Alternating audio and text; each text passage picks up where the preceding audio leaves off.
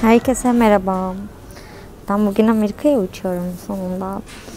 Şimdi Adana'dayım ve saat tam olarak 8:40 falan sanırım. Şu an saatim gerçekten bulamayacağım kadar derinlerde.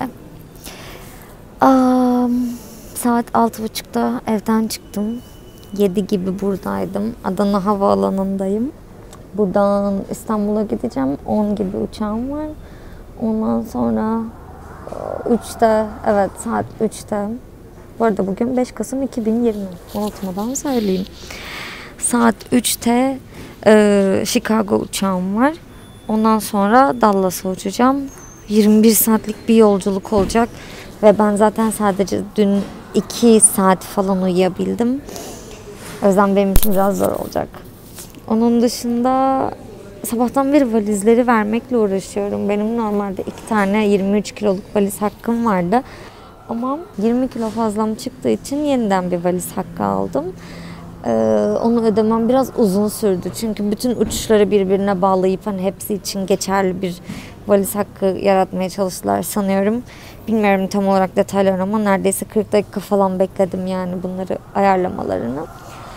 Onun dışında evet 3 büyük valizim var. Bir tane sırt çantası verdim. Bir tane de bu sırt çantam var. Hacettepe'den kalma. Tabii bir de bunlar var. Şimdi evet bekliyorum. İnternete de bağlanamadım. Burada Wi-Fi o kadar kötü ki. Türk Hava Yolları bir şifre istiyor ama bende o şifre yok. Yani pasaport numaramı giriyorum. Bütün uçuş tarihlerini, saatini vesaire giriyorum ama hiçbir şekilde bana şey vermiyor. Connection vermiyor yani şifre istiyor çok saçma bir şekilde. O yüzden ona bağlanamadım. Nick'e yazamıyorum. Kimseye yazamıyorum. Kimseyi arayamıyorum. Öyle bekliyorum yani. Saat 8:30 uçağım 10'da. Ama 9 çeyrekte alacaklarmış beni içeri.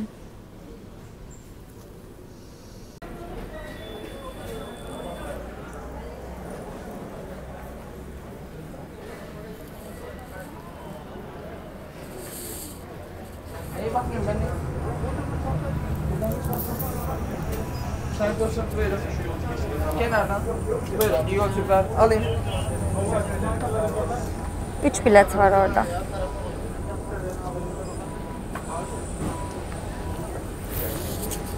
Buyurun. İyi yolculuklar. Teşekkürler. Arka merdivenleri kullanın.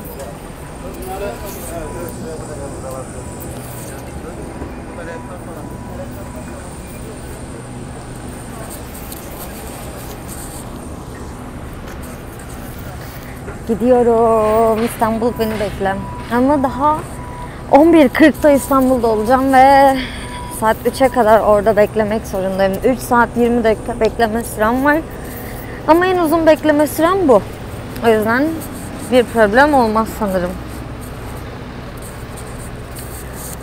Sonra da Chicago. Gelsin Chicago. Ya sanki var ya ben uçacakmışım gibi değil.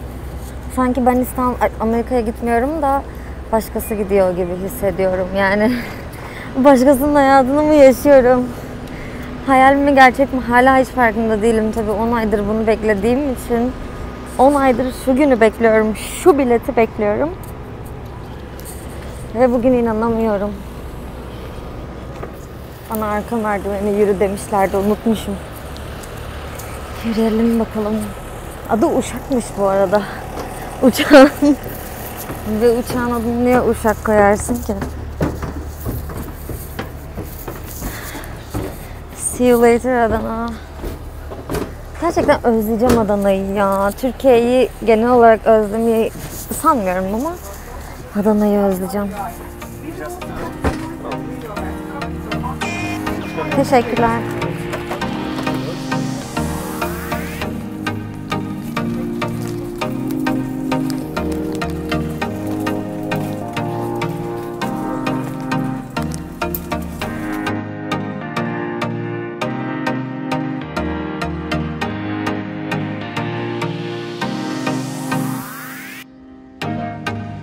Good morning, ladies and gentlemen, dear children. Welcome on board. This is the captain speaking.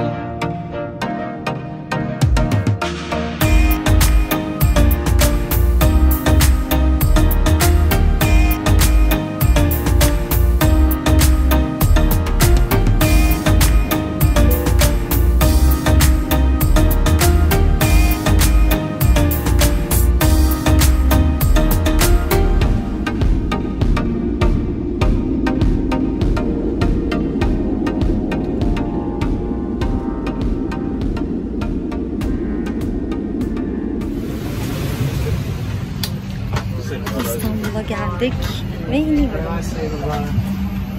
İyi günler.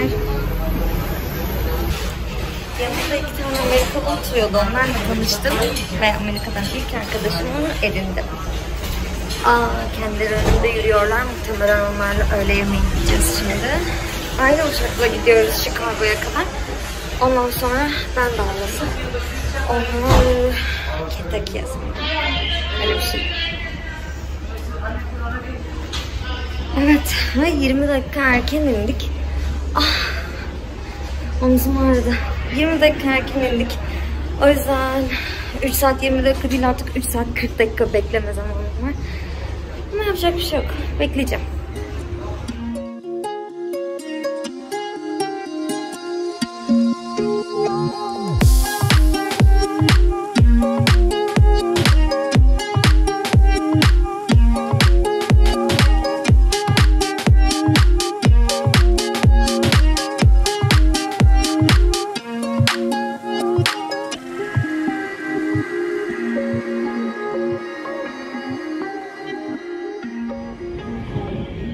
Sen Türksün dediler.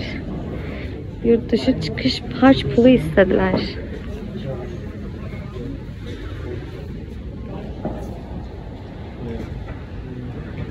O kadar kalabalık ki burası. Umarım Covid olmam.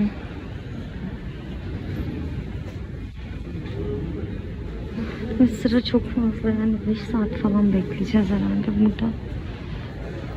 Ya ben var ya, gerçekten tam bir salak bir insanım.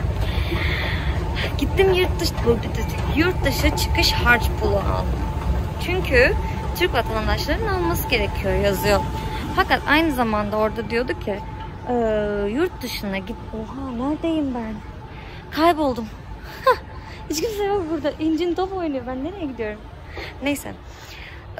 Yurt dışına girdiğiniz tarihten itibaren o gideceğiniz ülkede oturma izniniz olması gerekiyor diyor. Yani almamanız için, bundan muaf olmanız için oturma izni gerekiyor. Bende şimdi göçmen vizesi var. Ama ben bunun oturma izni yerine geçtiğini bilmiyordum. Ben oturma iznimi green card'ım geldiğinde, yani birkaç ay sonra falan alacağım sanıyordum. Ama şimdi bu şeye baktım, pasaporta. 1 yıllık geçici oturma iznim varmış. Boşu boşuna ödedim 50 lirayı. Neyse. Başkasına veririm artık. Kim yurt dışına çıkıyorsa söylesin, göndereyim 50 lira.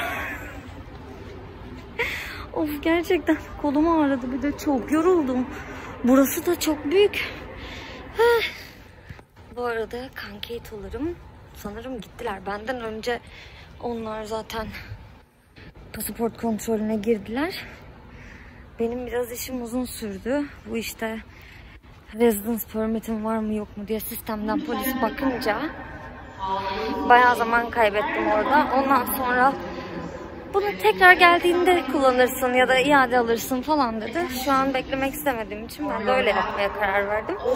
O yüzden benim kankeytolarım gittiler. Nereye gittiler bilmiyorum. Benden kaçtılar. Onları bulacağım. rồi. Rồi, 알아. 유타르게 그럼 다시 먹자.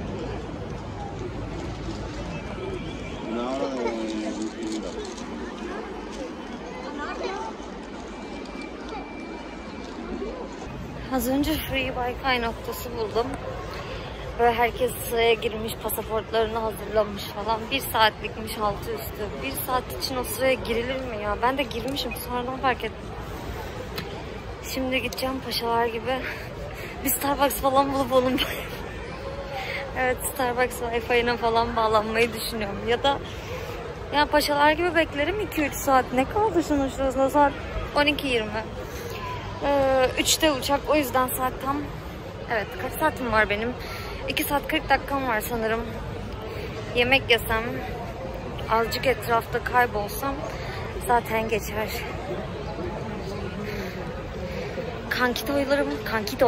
Kankitolarımı bulamıyorum, kayboldular. Benim böyle kolum ağrıyor ya. Hadi işte. Burası gerçekten çok büyük ve nerede yiyecek bir şeyler var hiç bilmiyorum. Açlıktan ölüyorum. Şurada bir tane bir şey var. Ali Baba mı? Hazer Baba. Hazer Baba ne? Bilmiyorum. Çok acıktım.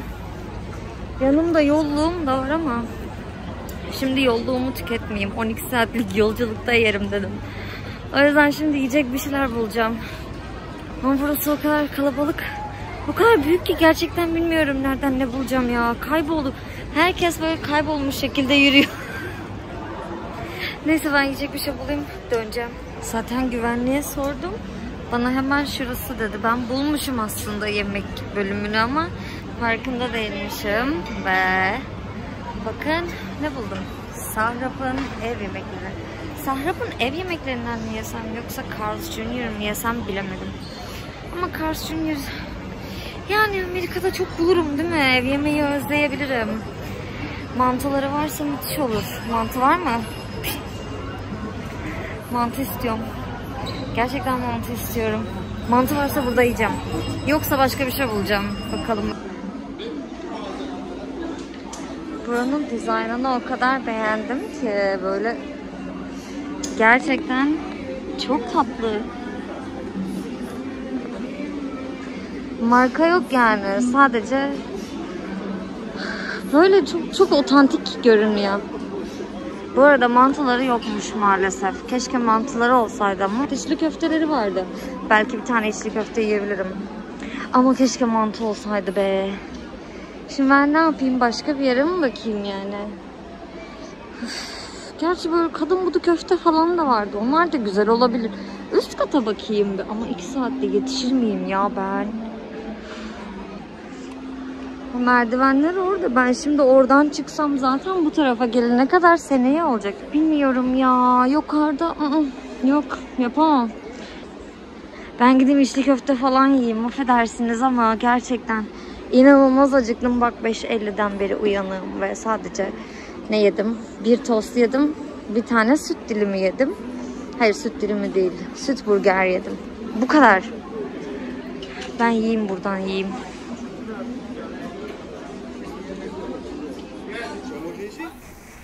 Şimdi uçağa gidiyorum. Bütün kapılardan geçtim, bütün güvenliklerden geçtim. O kadar yoruldum ki. Yemeğimi yedim, kahvemi içtim. Her şeyimi yaptım. Kolum kangren oldu. Çantadan omzum koptu. Şimdi 12 saat dinleneceğim uçakta inşallah. Umarım içeride Wi-Fi vardır, yoksa 12 saat nasıl geçecek bilmiyorum.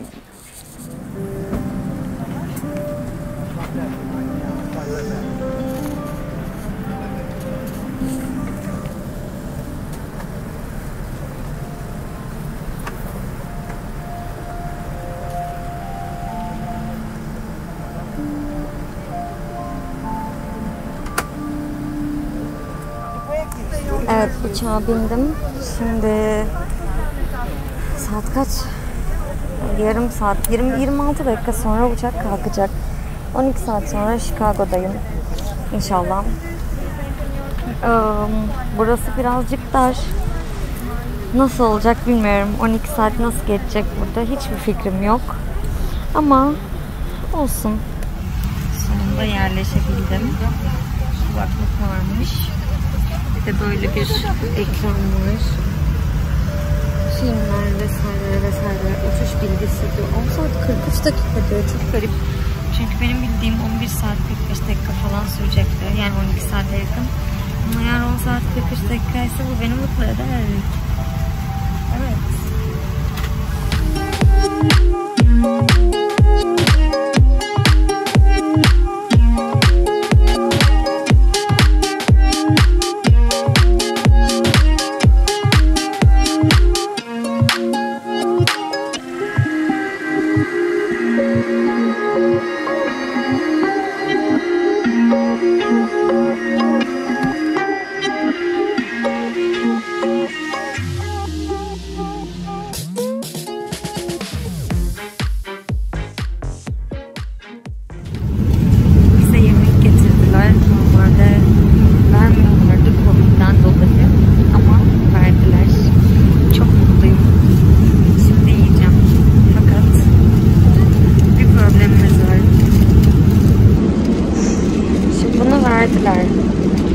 Açtım.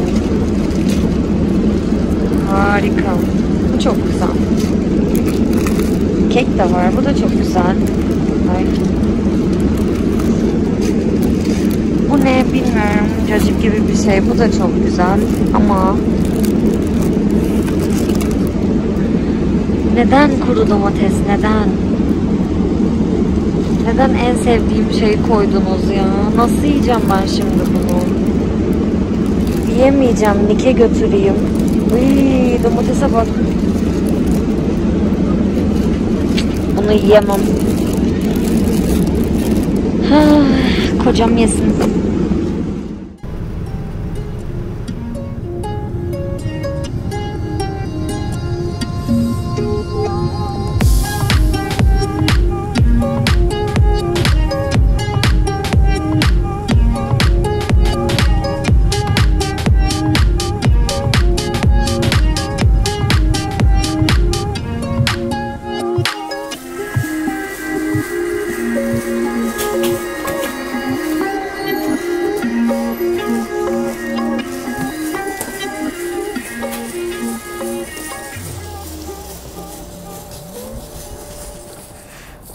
Neyse, valizleri hemen elimden aldılar. Buraya bırak sen git dediler.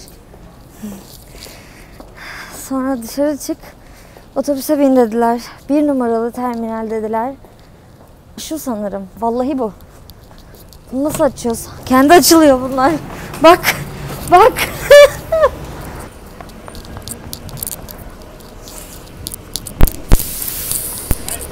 Yeah. Oh no. Okay, thank you. Otobüsü yakaladım. O kadar yoruldum ki. Ve kabaca bir hesaplama sonrasında şu an 17. saatindeyim yolculuğumun. Ve hala uyumadım. 1 dakika bile uyumadım. Gerçekten gözlerim kanlandı bak. Vallahi kanlandı. Açlıktan ölüyorum. Nike hala ulaşamadım. İnternetim yok. Hiçbir şeyim yok. Sadece surat görüyorsunuz. Rezalet. İnternet bulamıyorum. Saçım başım dağıldı. Yüzüm ter içinde. Nefes alamıyorum. Öyle. Bu otobüs de bizi bir yere götürüyor ama bakayım nereye gideceğiz.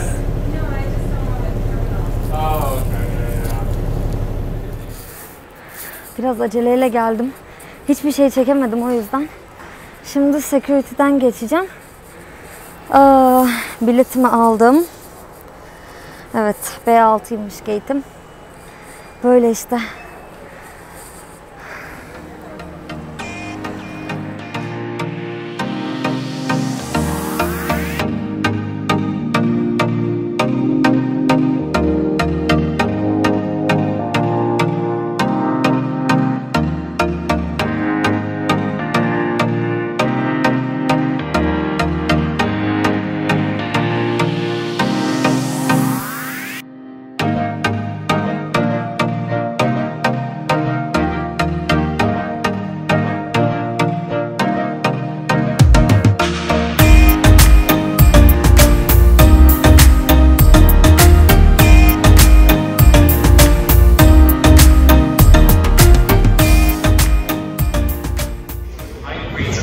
Saatlerimiz 8 oldu sanırım Chicago'da. Türkiye'de saat kaç bilmiyorum. Şu anda aslında uçağın kalkması gerekiyordu 25 dakika önce, belki yarım saat önce. Ama kalkmadı. Uçakta bir problem varmış ve bizi başka bir uçağa almaya karar verdiler. Şu an bütün uçaktaki insanlar, bütün uçak burada. Herkes indi, bekliyoruz yani başka uçağa binmeyi. Ama ne yapacağımı bilmiyorum yani. Sabaha göreceğim kocam. Uyuyamadım, hala uyuyamadım. Muhtemelen yolculuk 18 saati geçti. Gözlere baksana.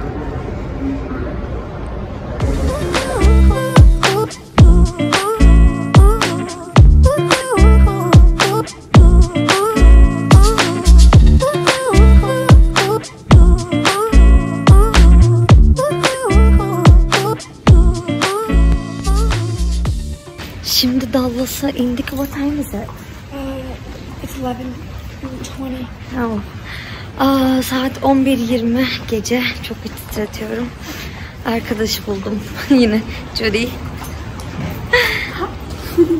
We just met. Yeah. Şimdi valizlerimi almaya gidiyorum. Bu kadar. Uykusuzluktan öleceğim. Gözlere bak. Böyle işte. Video çekmeyi unutmuşum. Video çekmedik. Nick. Merhaba. Oha, what's that? It's your welcome to America. Oh my god. Look at that. Give Would you me like to make that. a speech? Give me that. Give me that, like my rope. There you go. Yeah. Oh my god. I'm in love with it. It's perfect. It is. I love it. I was gonna do I'm the it. new president. I was gonna do it in the baggage claim, but I didn't want to embarrass you. Yeah. That would be hilarious. Are you still recording? Evet. Oh my god. Okay. Biz şimdi otele gideceğiz. Arkaya geçip direkt uyusam mı gidene kadar? Neyse. Şunu bırakayım, çantamı bırakayım. Sonra otele gideceğiz. Bye. There's a lot of dogs. Bye. Bye. Welcome to my channel. We're in LS. Finally.